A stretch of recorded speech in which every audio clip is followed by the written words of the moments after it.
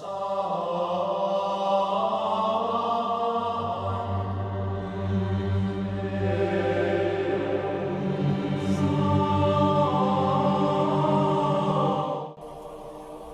palestra, intitulada Amor, Afetividade e Sexualidade na Visão Cristã, destina-se sobretudo à formação humana e espiritual de jovens, adultos e agentes de pastorais que buscam compreender, à luz da fé, os desafios contemporâneos da vida afetiva. Seu conteúdo é especialmente adequado para encontros de crisma, retiros de jovens, formações de pastoral juvenil, pastoral familiar, encontros de noivos, grupos de preparação para o matrimônio, acompanhamentos vocacionais, além de momentos formativos em escolas católicas ou movimentos eclesiais. Trata-se de um tema que ajuda a fortalecer a identidade cristã diante da cultura atual, oferecendo critérios sólidos para lidar com sentimentos, relacionamentos, sexualidade e discernimento vocacional. Assim, essa palestra funciona como um guia para orientar escolhas responsáveis, promover maturidade afetiva e iluminar a vocação ao amor que estrutura toda a vida cristã. A palestra tratará dos temas a visão bíblica do amor, corpo e alma, a dignidade da pessoa, breve história da moral sexual cristã, doutrina sobre afetos e desejos, a teologia do corpo, afetividade humana, sexualidade como dom e responsabilidade, castidade, a realidade do namoro cristão, o matrimônio como sacramento, amor conjugal e abertura à vida, afetividade ferida, hipersexualização e mercantilização do corpo e afetividade madura. A visão bíblica do amor revela um percurso profundamente humano e, ao mesmo tempo, radicalmente divino, que se desdobra desde as imagens poéticas e sensíveis do Cântico dos Cânticos até a totalidade exigente do mandamento de Cristo. No Cântico, encontramos um retrato surpreendente para o mundo antigo. O amor entre homem e mulher é celebrado com beleza, desejo, reciprocidade e alegria, sem culpa ou vergonha, ecoando a harmonia primordial do Gênesis. Ali, o corpo não é ameaça, mas linguagem. O desejo não é perigo, mas caminho de encontro. E a união amorosa se torna metáfora da aliança entre Deus e o seu povo. Essa compreensão amadurece ao longo da história bíblica, enquanto Israel reconhece que o amor humano, com sua ternura e sua força, é sinal de um amor maior, o amor fiel e misericordioso de Deus. Quando chegamos ao Evangelho, Cristo leva essa revelação ao seu ápice. Já não basta amar segundo medida humana. É preciso amar como eu vos amei, ou seja, com a radicalidade da entrega, do perdão e do serviço. O amor, portanto, deixa de ser apenas sentimento ou vínculo familiar e se torna o fundamento da vida cristã, critério de discernimento, expressão da própria identidade de Deus. Da poesia nupcial do Cântico dos Cânticos ao mandamento novo de Jesus, a Bíblia apresenta o amor não como mera emoção passageira, mas como vocação permanente, que envolve corpo, coração e vontade, e que encontra sua plenitude na doação total de si. Ao longo da tradição cristã, a compreensão de corpo e alma como uma unidade inseparável tornou-se um dos pilares da antropologia teológica, contrariando visões antigas que frequentemente desprezavam o corpo como mera prisão da alma ou como algo inferior ao espírito. Desde o Gênesis, a Sagrada Escritura apresenta o ser humano como um ser vivo, formado pela união harmoniosa entre o sopro divino e a matéria do solo, revelando que a corporeidade faz parte da dignidade da pessoa. Os padres da Igreja reforçaram essa perspectiva, lembrando que o corpo não é um acessório descartável, mas o lugar onde a pessoa se expressa, ama, sofre e se relaciona com Deus e com o próximo. A teologia medieval, especialmente em Tomás de Aquino, ampliou essa visão ao explicar que a alma não é um habitante do corpo, mas seu princípio vital, o que dá forma e identidade ao ser humano. Por isso, corpo e alma constituem uma única realidade, integrada e indissociável. Essa concepção alcança seu ápice na encarnação. Ao assumir um corpo humano, o Filho de Deus confirma definitivamente que a corporeidade é boa, desejada por Deus e parte essencial da nossa vocação. Assim, para a tradição cristã, o corpo não é um obstáculo para a vida espiritual, mas seu instrumento e espaço concreto. E a alma, longe de desvalorizar o mundo material, o eleva, orientando-o ao amor e ao bem. Dessa unidade brota uma visão integral da pessoa, que reconhece que tudo o que fazemos com o corpo, gestos, palavras, escolhas, relações, participa da nossa identidade mais profunda e tem valor diante de Deus. A dignidade da pessoa humana, na perspectiva cristã, nasce de dois fundamentos inseparáveis: a criação e o batismo. Desde as primeiras páginas do Gênesis, a humanidade é apresentada como obra especial de Deus, criada à sua imagem e semelhança, o que significa que cada pessoa carrega em si uma capacidade única de relação, liberdade, inteligência e amor. Não se trata de uma dignidade conquistada, mas recebida. Não depende de mérito, condição social ou desempenho, mas brota do simples fato de existir como criatura querida por Deus. A história bíblica mostra que essa dignidade permanece mesmo quando o ser humano falha, pois Deus não se afasta de sua criação, mas a acompanha, educa e redime. É justamente no batismo que essa dignidade é elevada à sua plenitude. Pela água e pelo Espírito, o cristão não apenas é purificado, mas é incorporado a Cristo, tornando-se filho no Filho e participante da vida divina. O batismo confere um estatuto novo, não apenas moral, mas ontológico, que marca a pessoa para sempre e lhe dá uma visão no mundo. Assim, criação e batismo se complementam. A primeira revela que todo ser humano tem valor inviolável, e o segundo mostra que, em Cristo, esse valor é coroado com a graça e chamado à santidade. Dessa perspectiva, nasce a compreensão de que a dignidade não depende de circunstâncias externas, mas é o alicerce de toda a ética cristã, orientando o nosso modo de ver, tratar e proteger cada pessoa como um bem sagrado. A história da moral sexual cristã, desde a Igreja primitiva até o século XXI, revela um percurso complexo em que a comunidade cristã buscou integrar a herança bíblica, os desafios culturais de cada época e o aprofundamento teológico contínuo sobre o sentido do corpo, do amor e da sexualidade. Nos primeiros séculos, os cristãos enfrentaram um mundo greco-romano, marcado por excessos, prostituição ritual e desvalorização da mulher, respondendo com uma visão revolucionária. A sexualidade deveria estar vinculada ao amor, à fidelidade e à dignidade mútua, inspirada no ensinamento de Jesus e na ética das cartas paulinas.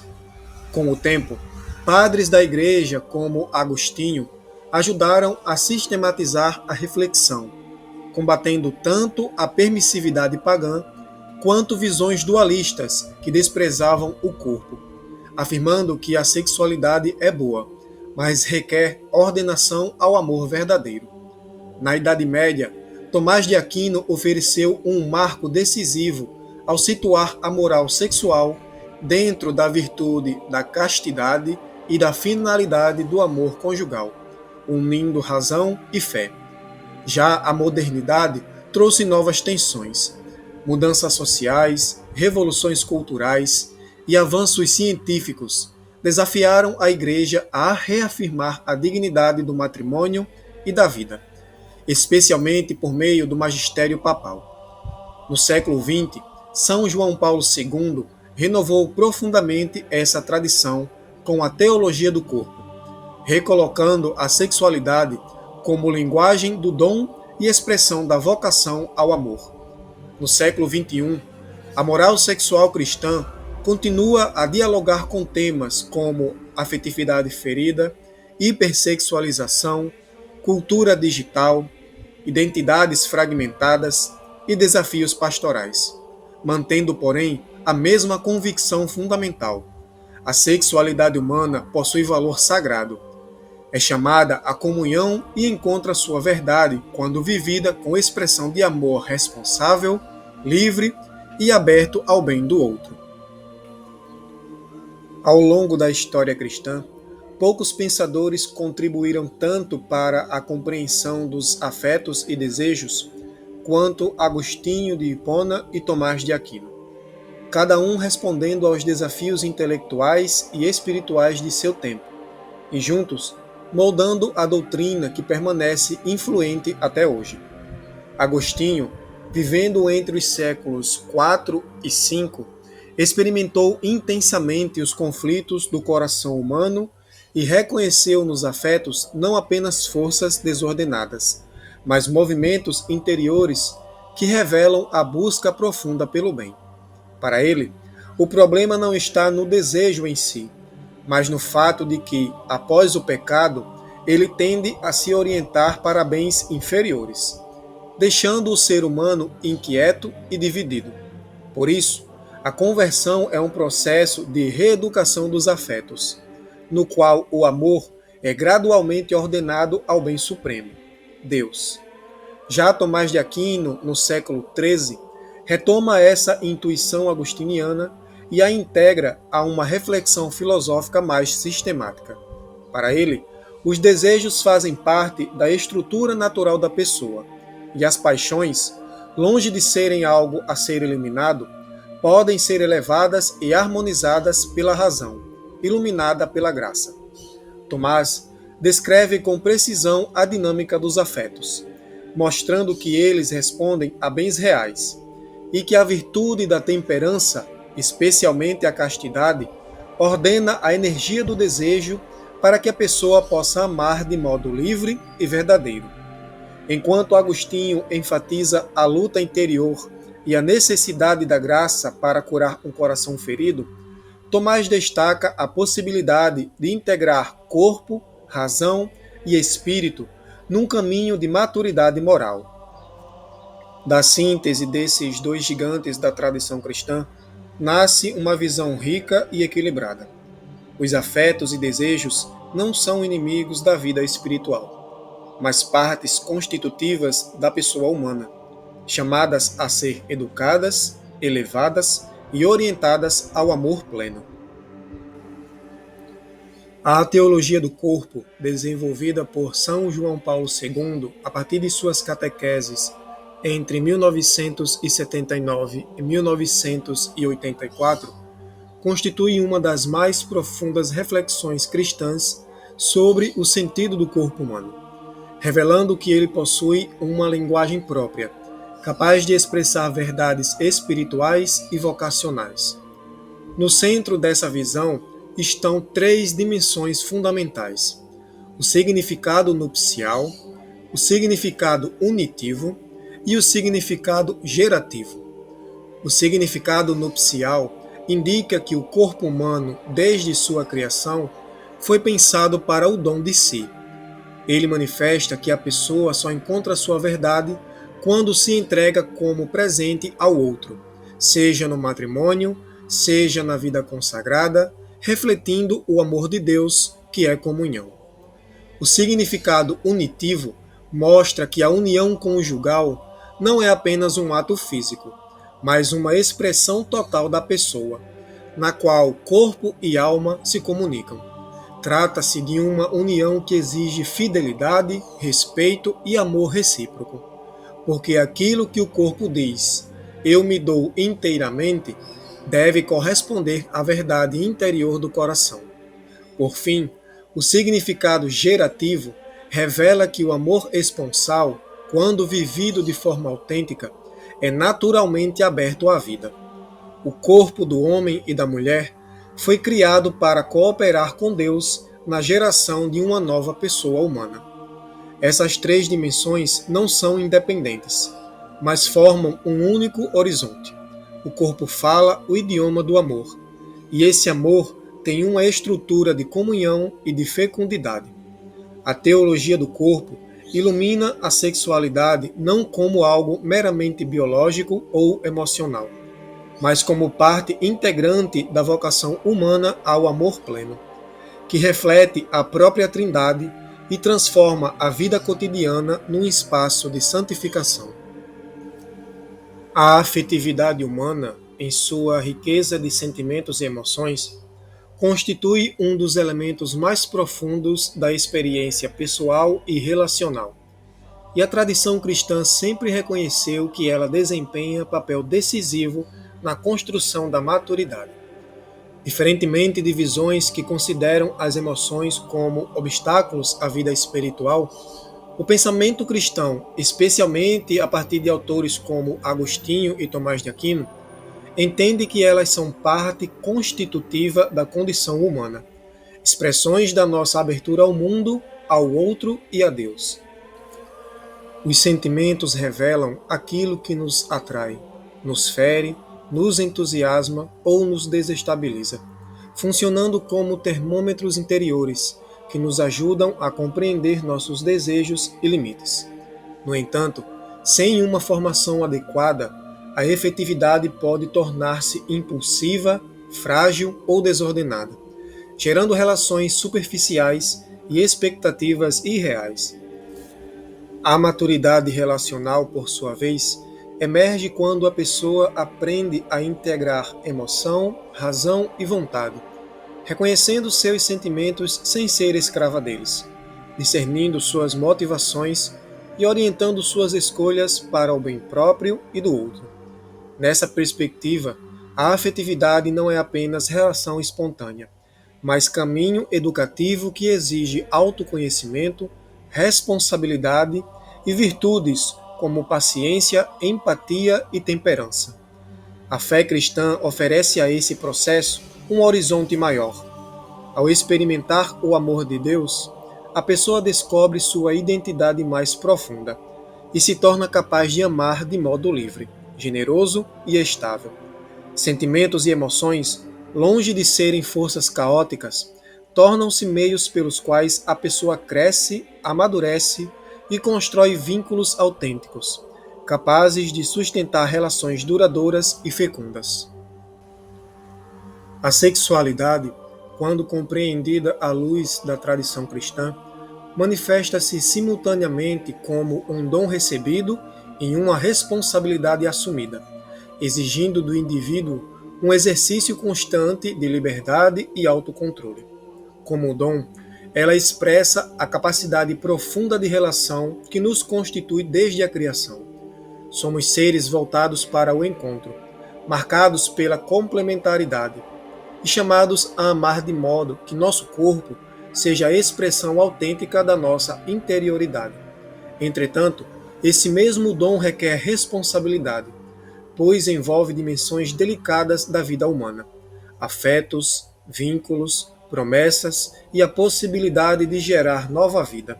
A liberdade, nesse contexto, não significa fazer tudo o que se deseja, mas orientar os próprios impulsos segundo um bem maior, escolhendo aquilo que promove a dignidade própria e a do outro. Já o autocontrole não é repressão, mas a capacidade de integrar desejos e escolhas, fazendo com que a energia afetiva e sexual sirva ao amor verdadeiro e não ao egoísmo ou à impulsividade. A tradição cristã insiste que somente quando a pessoa aprende a ordenar seu interior, reconhecendo limites e orientando sua afetividade, ela se torna realmente livre para amar. Sexualidade como dom e responsabilidade não constitui um peso, mas um caminho de amadurecimento. É um convite a viver a corporeidade de maneira consistente e generosa, transformando o impulso natural para o outro em expressão plena de entrega, cuidado e fidelidade. A castidade, ao longo da história cristã, foi muitas vezes mal compreendida como simples negação do desejo, quando, na verdade, sempre significou a arte de integrar, orientar e ordenar a sexualidade segundo a verdade do amor. Desde os primeiros séculos, a Igreja ensinou que a castidade não é privilégio de religiosos ou consagrados, mas vocação de todos, vivida de modos diferentes conforme o estado de vida, solteiros, casados ou celibatários. Os padres da Igreja, como Agostinho, reconheceram que o coração humano, ferido pelo pecado, tende a dispersar-se em amores desordenados. Por isso, a castidade aparece como disciplina interior que purifica o desejo e o conduz de volta ao seu sentido mais elevado. Na Idade Média, Tomás de Aquino sistematizou essa visão ao situar a castidade dentro da virtude da temperança, mostrando que ela não reprime a sexualidade, mas a educa para que seja a expressão de amor verdadeiro.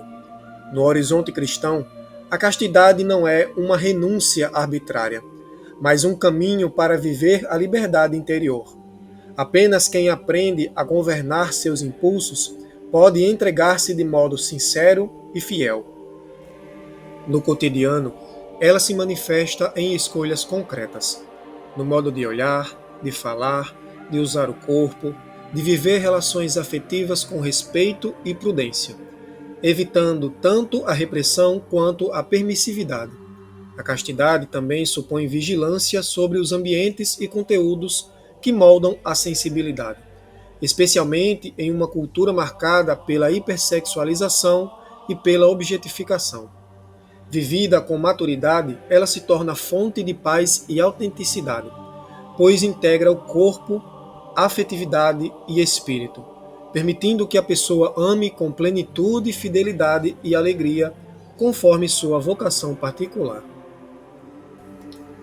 O namoro cristão, quando compreendido em sua profundidade histórica e espiritual, não é simplesmente uma etapa social ou um vínculo afetivo espontâneo, mas um verdadeiro caminho de discernimento e propósito, no qual duas pessoas procuram, à luz da fé, compreender se são chamadas a construir juntas um projeto de vida.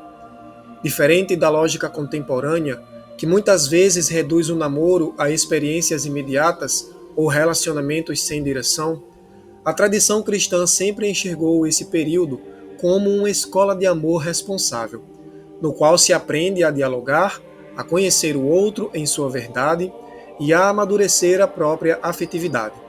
O discernimento nessa perspectiva exige olhar atento para valores, temperamentos, expectativas e modos de viver a fé, porque o matrimônio, caso ali se chegue, não se sustenta apenas na atração, mas na convergência de propósitos e na disposição de caminhar juntos diante de Deus. Já o propósito do namoro cristão não é antecipar compromissos definitivos, mas preparar o coração para a possibilidade deles, cultivando virtudes como respeito, paciência, fidelidade, prudência e castidade. É também um tempo de aprender a amar sem possessão, de reconhecer limites, de ajustar comportamentos e de crescer na capacidade de doação. Em uma cultura marcada por vínculos frágeis e sentimentos voláteis, o namoro cristão oferece um horizonte de maturidade. Ao integrar afeto, fé e responsabilidade, transforma-se em espaço de autoconhecimento e de crescimento mútuo, no qual cada gesto, escolha e diálogo se torna parte de um discernimento maior sobre a vocação do casal e o futuro que desejam construir. O matrimônio na tradição cristã é compreendido como sacramento desde os primeiros séculos. Embora sua formulação teológica tenha amadurecido progressivamente ao longo da história, revelando a profundidade de sua dignidade, seus símbolos próprios e a missão que confere aos esposos. Nas raízes bíblicas, o casamento aparece como realidade querida por Deus desde a criação, quando homem e mulher são chamados a formar uma só carne, sinal de complementaridade e comunhão. A Igreja primitiva, ao contemplar a união dos cristãos à luz da Páscoa, começou a reconhecer que o matrimônio não é apenas uma instituição natural, mas lugar onde a graça atua, tornando visível o amor de Cristo pela sua Igreja. Durante a Idade Média, especialmente com o pensamento de Tomás de Aquino e a consolidação da prática litúrgica, o matrimônio foi definitivamente reconhecido como sacramento, portador de graça e incorporado à vida sacramental da comunidade. Seus símbolos expressam essa profundidade. O consentimento livre, núcleo do sacramento, revela que o amor cristão nasce da vontade e não apenas da emoção. As alianças simbolizam a fidelidade e a permanência do vínculo. E a bênção nupcial invoca o Espírito para que fortaleça a união e a torne fecunda. A missão dos esposos, por sua vez, vai além da construção de um lar estável. Eles são chamados a viver o amor como caminho de santificação mútua, testemunhando ao mundo a aliança de Deus com seu povo, educando os filhos na fé, exercendo hospitalidade e irradiando a caridade em suas relações sociais. O matrimônio como sacramento revela que a vida cotidiana, o diálogo, o perdão, a partilha, o cuidado, pode tornar-se espaço de graça, e que o amor conjugal, sustentado por Deus, é capaz de transformar tanto a vida dos esposos quanto a da comunidade que os rodeia. O amor conjugal, à luz da visão cristã, é indissociável da abertura à vida, porque nasce de uma compreensão integral da pessoa e da vocação esponsal. O amor verdadeiro é sempre doação, comunhão e fecundidade. Desde as primeiras páginas da Escritura, o matrimônio é apresentado como espaço no qual o casal participa da obra criadora de Deus, acolhendo e educando novos filhos para o mundo e para o reino. Essa abertura à vida não é meramente biológica, mas espiritual e ética. Significa acolher a existência como dom, reconhecer o valor inestimável de cada pessoa e assumir a responsabilidade de formar um lar que seja ambiente de crescimento humano e cristão. Ao longo do tempo, especialmente com documentos como Humanae Vitae e as catequeses de São João Paulo II, a Igreja aprofundou essa visão, afirmando que a fecundidade é dimensão constitutiva do amor matrimonial e que a união conjugal encontra sua plenitude quando integra a dimensão unitiva, a comunhão dos esposos, e a dimensão procriativa, a abertura à vida.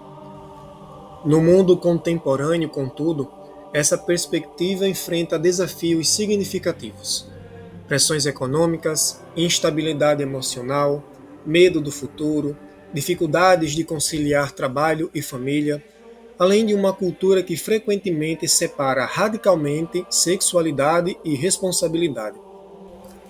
Há também tensões relacionadas às tecnologias reprodutivas, às mudanças culturais e às expectativas sociais que cercam a parentalidade.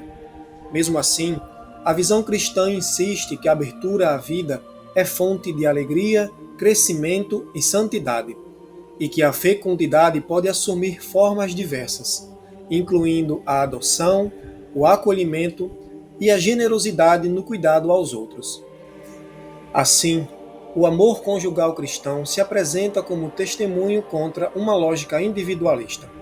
Ao acolher a vida, os esposos afirmam a esperança, confiam na providência e participam do dinamismo criador e redentor de Deus no mundo. A afetividade ferida, realidade tão presente na experiência humana, é compreendida pela Igreja não como condenação, mas como ponto de partida para um processo de cura, crescimento e acompanhamento.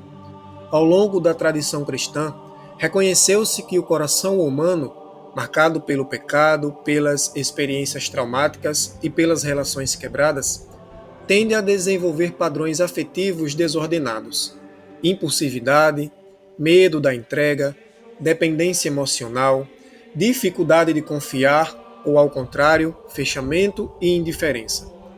A Igreja entende essas feridas não como falhas irreparáveis, mas como sinais de uma história que precisa ser iluminada pela graça e acompanhada com paciência.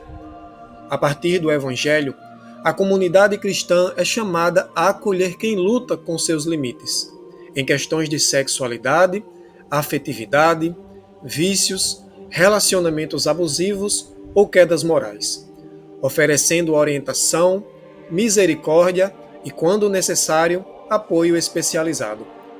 Padres espirituais, diretores, psicólogos e agentes de pastorais contribuem para que a pessoa compreenda suas raízes emocionais, integre sua história e aprenda a ordenar seus afetos. A Igreja também insiste que o crescimento moral não ocorre por perfeccionismo, mas por conversão contínua. Cada queda pode transformar-se em oportunidade de humildade, autoconhecimento e renovação da vida interior. Nesse processo, sacramentos como a reconciliação e a Eucaristia são fontes de força, ajudando o fiel a reencontrar sua dignidade e retomar o caminho. Diante da afetividade ferida, a Igreja oferece não um ideal inatingível, mas um itinerário realista e esperançoso, no qual cada pessoa é ajudada a descobrir que sua história, com luzes e sombras, pode tornar-se lugar de encontro com Deus e de reconstrução de vínculos autênticos. A cultura contemporânea, marcada por profundas transformações tecnológicas e sociais, apresenta desafios significativos para a compreensão cristã da dignidade humana, especialmente quando observamos fenômenos como a hipersexualização, a solidão digital e a crescente mercantilização do corpo. A hipersexualização, alimentada pela mídia, pelo marketing e pela lógica das redes sociais, reduz a sexualidade a um produto de consumo, transformando corpos em objetos de desejo e descartável. Ela mina a formação afetiva, estimula comparações incessantes e dificulta o amadurecimento de vínculos profundos. Paralelamente, a solidão digital surge como efeito paradoxal da hiperconexão. Apesar de estarmos constantemente ligados, a experiência relacional torna-se mais superficial, filtrada por telas que oferecem a ilusão de intimidade sem exigir compromisso, presença real ou vulnerabilidade. Essa dinâmica enfraquece a capacidade de dialogar, de esperar, de conviver e de sustentar relações estáveis, afetando diretamente o modo como jovens constroem sua visão do amor e de si mesmos. Já a mercantilização do corpo revela-se em práticas que tratam o corpo humano como mercadoria, seja em plataformas que exibem como produto, seja em discursos que reduzem a identidade ao desempenho físico, estético ou sexual. Nessa lógica, a pessoa perde seu valor intrínseco e passa a ser vendida, avaliada ou descartada conforme critérios externos e efêmeros.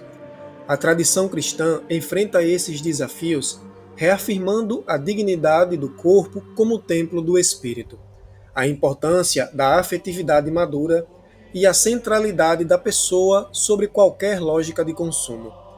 Diante de uma cultura que fragmenta e desumaniza, a Igreja propõe um olhar restaurador, recuperar o valor da intimidade, redescobrir a beleza das relações autênticas e reconstruir um sentido de presença, cuidado e responsabilidade, que permita ao ser humano reencontrar a si mesmo e ao outro em verdade e liberdade.